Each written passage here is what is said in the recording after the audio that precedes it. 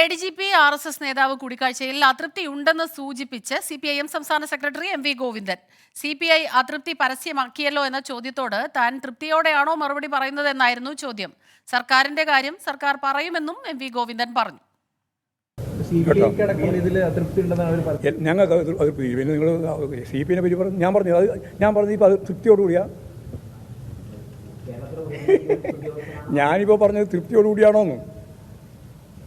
പിന്നെ വെറുതെ ചോദിക്കുമ്പോൾ എന്തെങ്കിലും ഒരു അർത്ഥം ഉള്ള ചോദിക്കണം. അല്ല, ഞാൻ ഇപ്പോൾ ആരെയാ കണ്ടുകൂടാതെ ഇനി അത് ചോദിക്കണം. അല്ല, ആഭ്യന്തര വകുപ്പ് അതൊക്കെ ഗവൺമെൻറ് തീരുമാനിക്കേണ്ട കാര്യമാണ്. ഞങ്ങൾക്ക് അതിൻ്റെ ഇടപെടേണ്ട കാര്യമില്ല.